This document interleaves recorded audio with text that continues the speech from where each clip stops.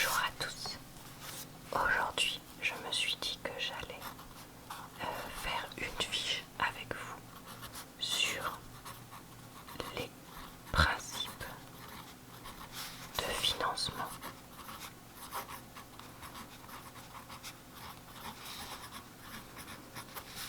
de l'économie.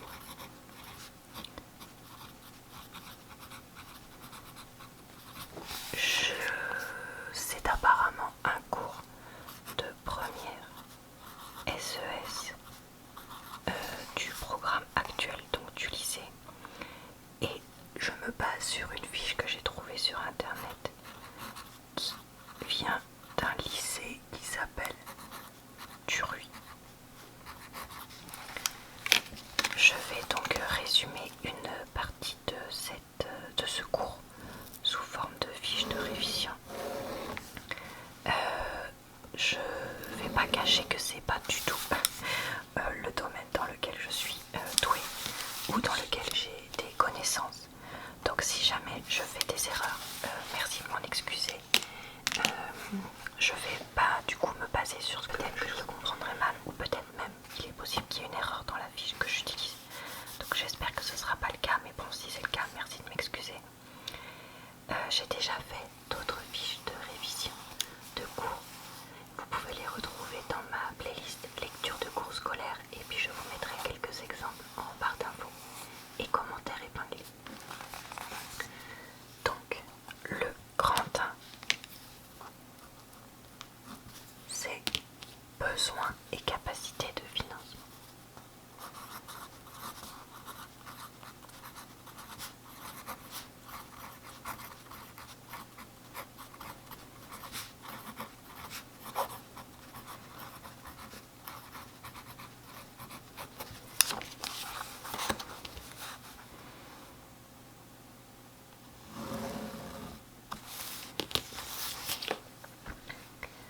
Alors, il y a une étude de document apparemment, bon bah moi que je n'ai pas, vu que je n'ai pas le livre.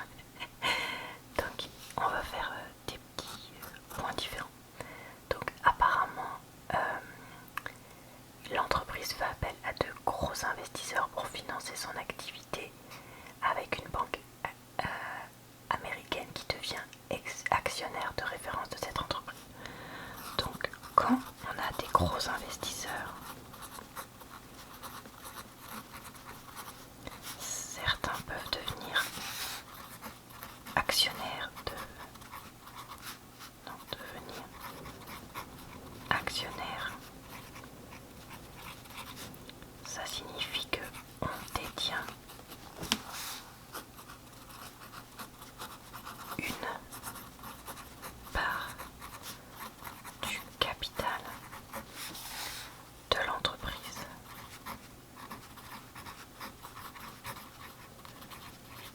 Cette levée de fonds paraît indispensable pour développer l'activité de l'entreprise, c'est-à-dire créer des nouveaux produits, attirer des salariés très qualifiés.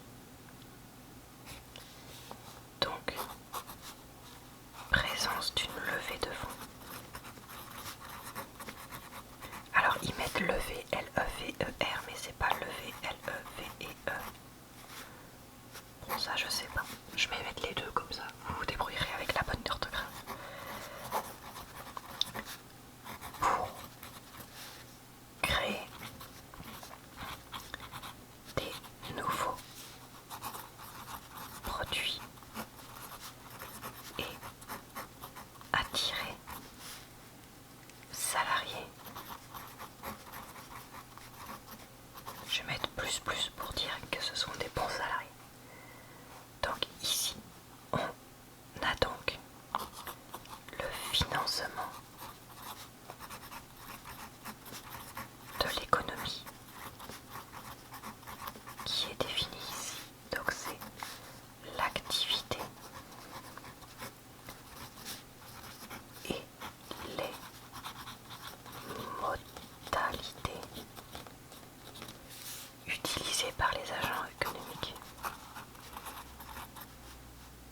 Utilisées par les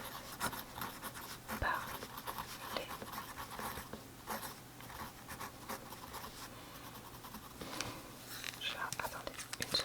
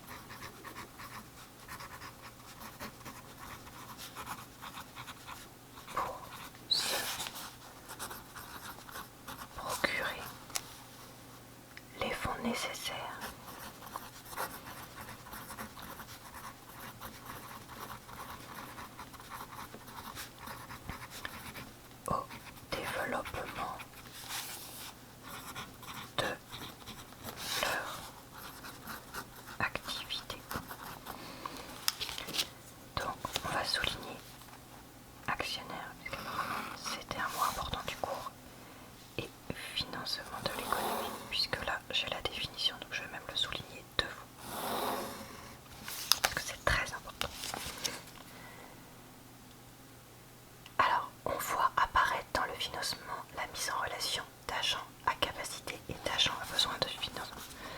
Donc ça, on va le noter. Mise en relation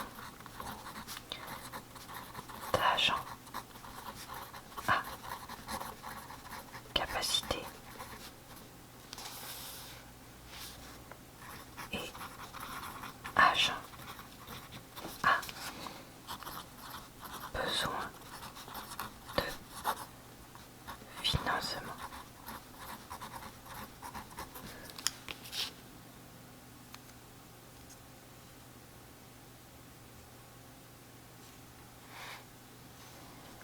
Ah bah apparemment on va voir ce que ça veut dire juste après. Bon, alors je vais pas le souligner, je vais le mettre. On va le mettre après, on le soulignera après. Alors, donc là, on va dire qu'on peut distinguer deux types de comportements dans l'économie concernant les investissements et les activités de financement. Donc on distingue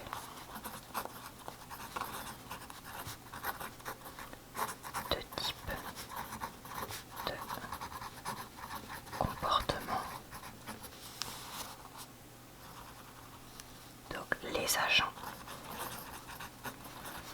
à capacité de financement. On appelle ça ACF. J'apprends des trucs hein, parce que moi ça, tout ça, ça je connais, mais alors ça, je savais pas du tout qu'on disait ça comme ça. Comme quoi, il suffit pas d'avoir une opinion, il faut quand même avoir des connaissances dans tous les domaines. Bon, donc ça c'est qui? Ce sont les agents dont les revenus sont supérieurs aux dépenses.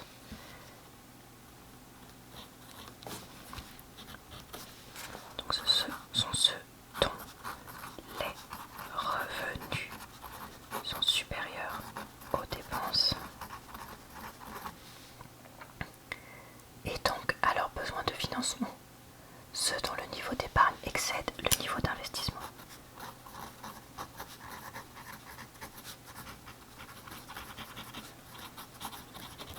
Épargne excède le niveau d'investissement.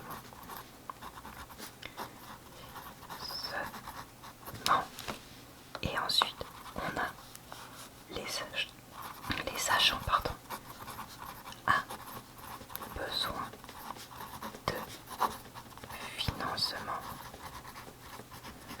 Donc c'est APF. Ça ira mieux quand je ferai pas des bêtises sur ma feuille.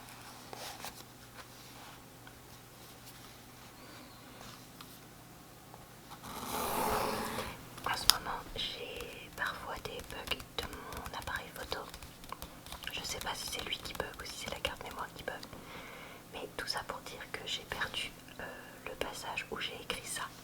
Donc je suis désolée, je ne vais pas vous le réécrire. Par contre, je vais vous redire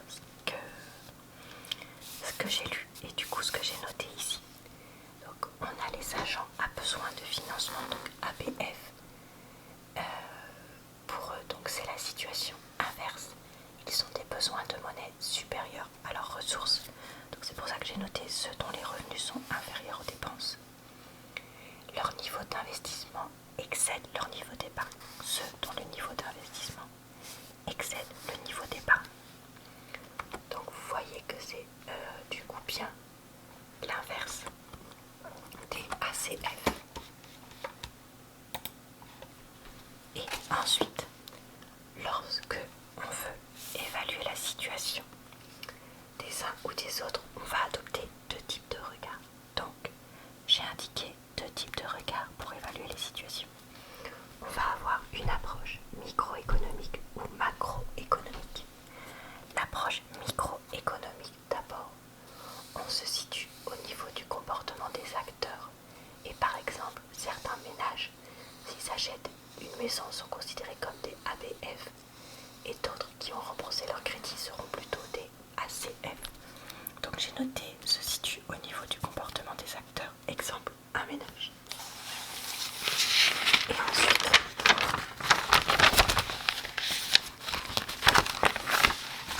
pour l'approche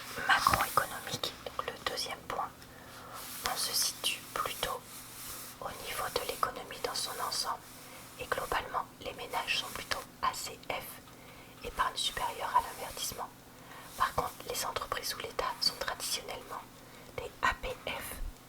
Cette année, encore plus avec les dégâts liés au Covid, qui seront financés sous forme de déficit public et donc d'une dette publique supplémentaire. Donc j'ai noté, approche macroéconomique se situe au niveau de l'économie dans son ensemble. L'ensemble des ménages est plutôt ACF. Et voilà, je vous laisse maintenant avec la suite. Plutôt ACF. Et l'État plutôt APF. On va noter quand même la définition de récession. Parce que je pense que, vu le contexte, effectivement, c'est pas trop de le savoir. Donc la récession, c'est quand j'ai une croissance économique négative. La croissance... J'écris de plus en plus gros, c'est moi. Non, c'est moi. Croissance économique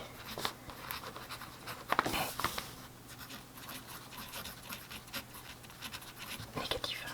Alors, je disais, il y a un schéma qui apparemment est à apprendre. Donc on va le faire. Donc là, j'ai marché financier qui agit sur les placements financiers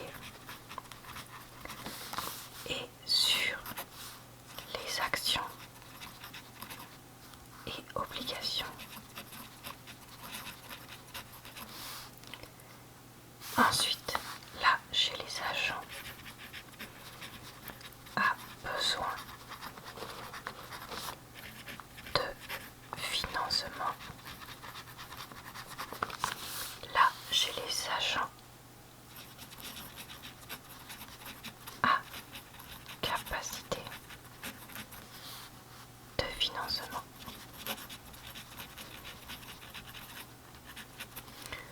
Donc là, il y a action dans les deux sens, entre action et obligation, et là, entre placement financier et les agents à besoin.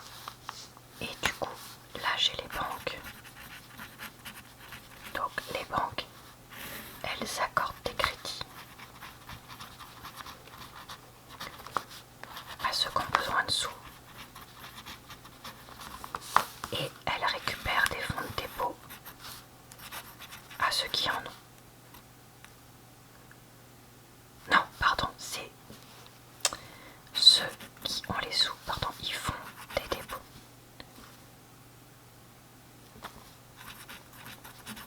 Pardon, je me suis très mal exprimée. Donc, voilà. Alors là, on va renoter donc ce qu'on vient de voir dans le schéma. Apparemment,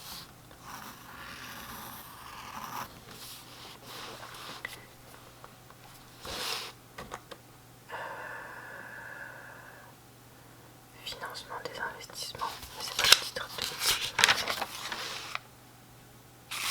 On va noter financement des investissements comme point.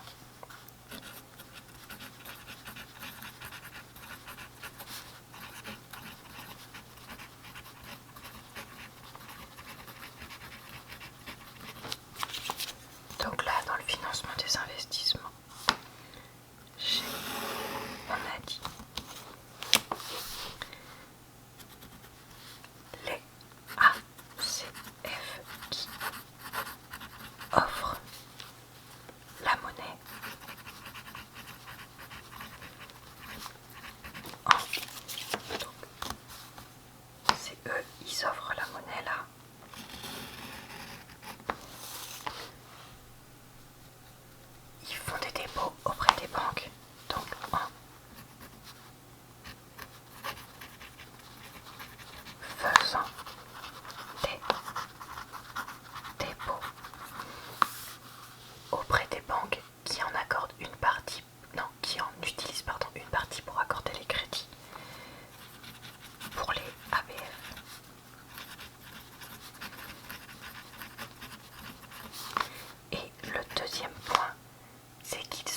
possibilité d'acheter des titres sous forme d'actions ou d'obligations.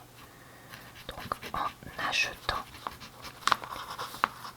des titres, comme on voyait donc dans le schéma, sous forme d'actions, d'obligations sur les marchés financiers. Et les APF, ils demandent de la monnaie.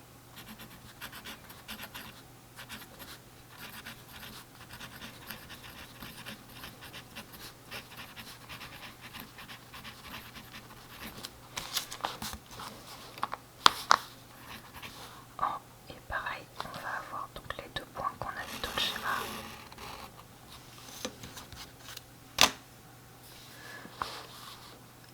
En recevant le crédit accordé par les banques.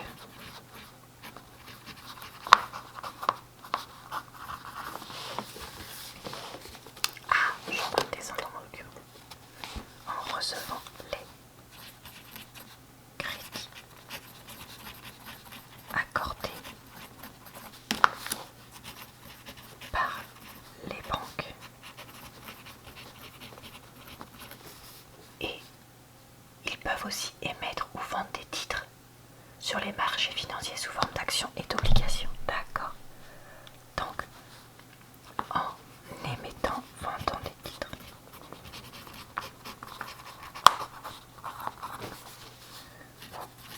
Vendant des titres sous forme d'actions, obligations.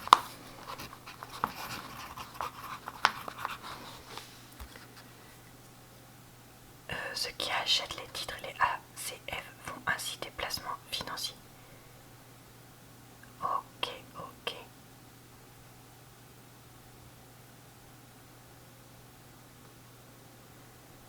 Donc, on a des agents structurellement à capacité de financement, donc les ménages, et les agents structurellement à besoin de financement, les sociétés non financières, comme les entreprises et les administrations publiques centrales, l'État avec le déficit public.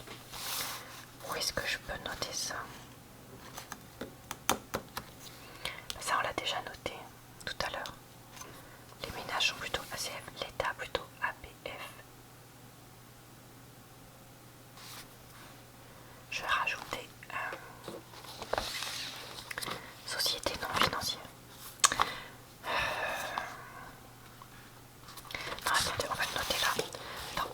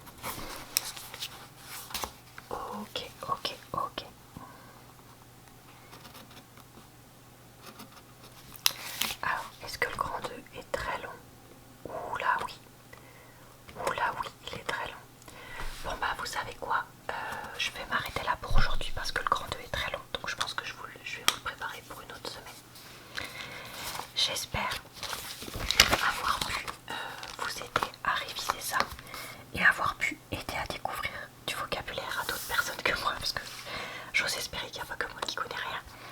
En fait là le truc c'est qu'il y a des petits mots que je connais, mais relier tout ça et voilà certains mots de vocabulaire, je sais pas que ça s'appelle comme ça, donc voilà, écoutez, j'espère que vous aussi vous avez appris des choses ou révisé des choses.